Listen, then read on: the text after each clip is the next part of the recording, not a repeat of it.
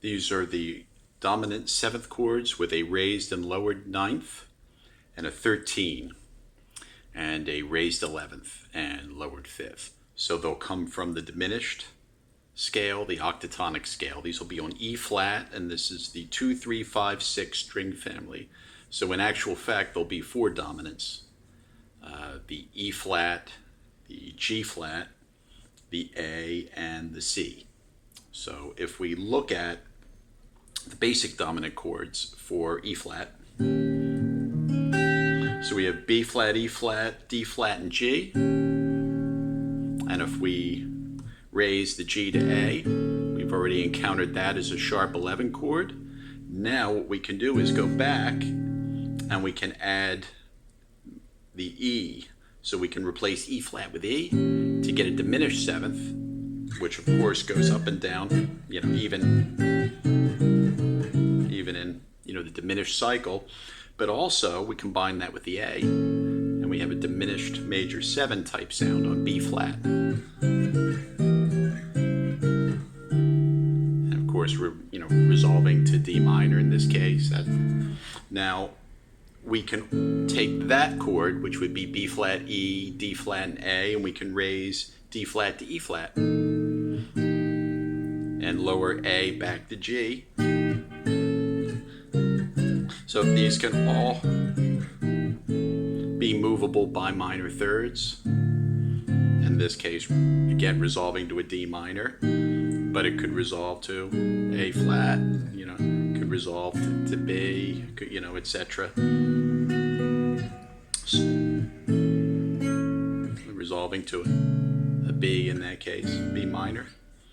So moving all of those and being able to see where they resolve is important for us to generate as many voicings as we can get that work for us. So this is the B flat, E, E flat, and G, moving it to A, but also we can go back to the original E flat 7 and we can move D flat to E and raise the top voice to A. So we have B flat and E flat, E and A. So it's as though we have A and E flat at the same time,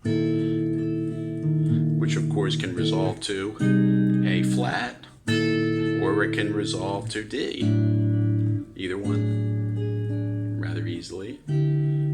So this also moves. We can get some inner voice motion. So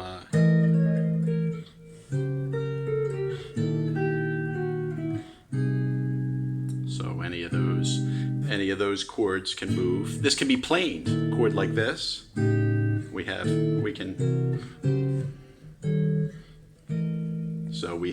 A, D flat, E flat, and G, moving to B flat, E flat, E, and A. We have C, E, G flat, and B flat, moving to D flat, G flat, G, and C, etc. So the cycle just moves.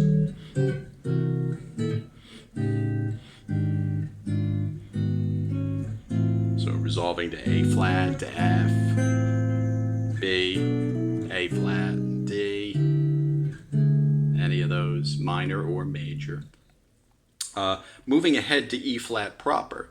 So if we just go up to an E flat 7, remember we have the 4 in a row. We have C, so we have E, B flat, G, and C, E flat, B flat, G, and C sharp, A7, E, A, C sharp, and, G and C sharp, and of course we have F sharp 7. We have E, B flat, G flat, and D flat. And of course that whole sequence moves in minor thirds. So we have all of that. Okay, but if we go back to this E flat, we can now start to alter this, and we can reposition the voicings to go downwards.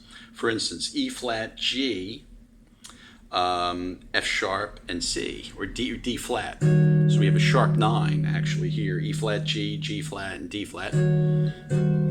Top voice moves to C, to B flat, and to A. So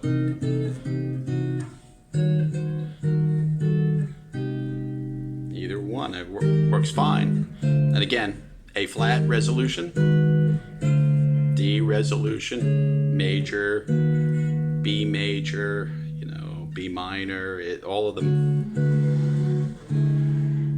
Okay, so we go back to this structure. We can use a flat 9. So if we go back to E flat, G, G flat, and B flat, use a lowered ninth. So now we have E flat, G, E, and B flat. If we move that to C, we have a C over E flat, which is like a 13 flat 9. Lower the bass, and you can see how we're back to the diminished major 7 type voicings that we looked at earlier. E flat, G, E, and G flat even. E flat, G, E, and A, resolving to A flat very nicely. So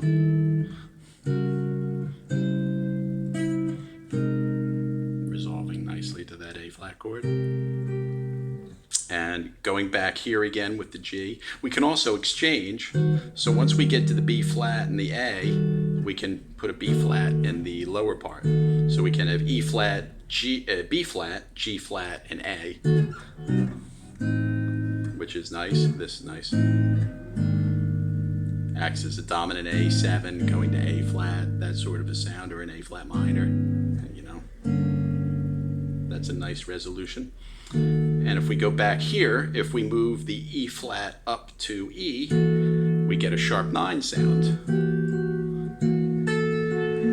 So we get a G flat sharp 9 and a flat 9. E, B flat, G flat, and A, top voice moving. And then of course can resolve to a B minor very nicely. So we have, sounds great.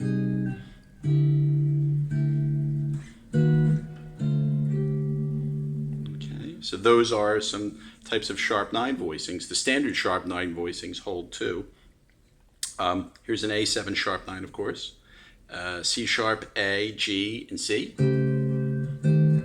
With the top voice, excuse me, the bottom voice being mobile in this case. And there's an F sharp 7, resolving to D, B, E7 sharp 9, G, E flat, D flat, and G flat. And then resolving to A flat. So the sharp 9 holds those possibilities as well. So yeah, dovetails with that sort of a voicing, and then really nice resolution to F. So those are the sharp 9 voicings. And now we're not done by a long stretch, because we have these minor 9 voicings and the sharp that dovetail with the sharp 9. So we can now take the inner voice, E, B flat, the tenor voice, G flat and A, move B flat to G. And that is a nice resolution as well. So that gives a really interesting sound. So we have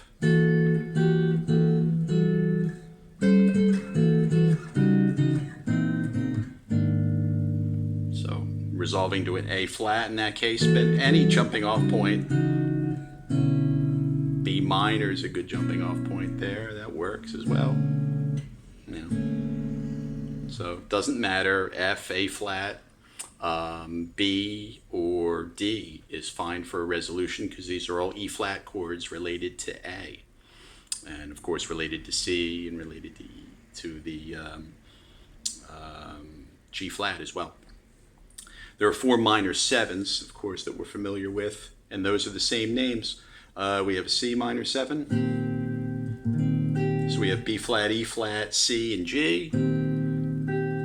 We have a G flat minor 7. A, E, D flat, and G flat. So that's the tritone relationship. We also have an E flat, B flat and E flat, D flat and G flat, and then we have A minor 7. We have A, E, C, and G. And if we notice, again, the rule of the fourths and fifths.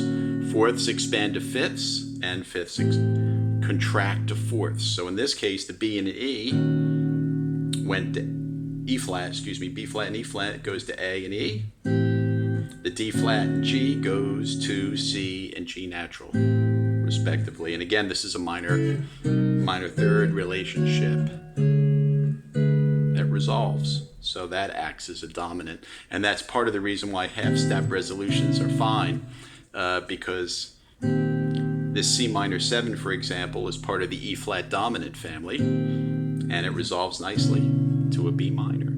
So it almost sounds like a dominant. We think of these things normally as just sliding down, but if we voice lead them and we act that B flat from the C minor 7 acts as a leading tone, it pushes up to the B minor or to the B major. That's fine too. It goes to a B major as well. So those give you an idea about the minor 7th chords, and again, those hold true for the minor third cycle throughout. So essentially, the dominants go the same way. So if we looked at this, E flat and A7, so B flat, E flat, B flat, G and D flat. E, A, D flat, G, and D flat. And then we have G flat 7, E, B flat, G flat, and D flat, contracting to C7, E, B flat, G, and C. And again, these are the jumping off points for all dominants, really, because if we raise the root and we add notes from the diminished scale, we can see how those, and then they fold back to this.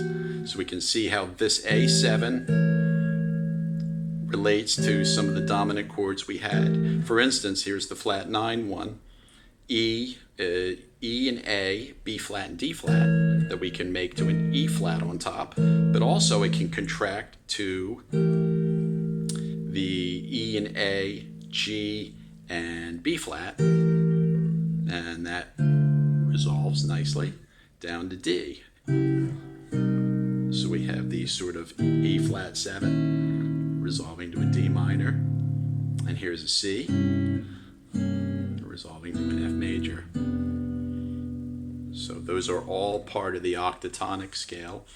Also, additionally, we have some of the diminished major 7 type sounds. We did this earlier, C, E, D flat, and G flat. Well, if we have voice exchange C and D flat and push one voice ahead, we have a C over a D flat, which we know, obviously, is a good dominant substitute. So now if we also raise the E to F sharp, we have D flat, G flat, C, and G. So we have a C and a G flat chord at once, which goes nicely to an F chord, F minor,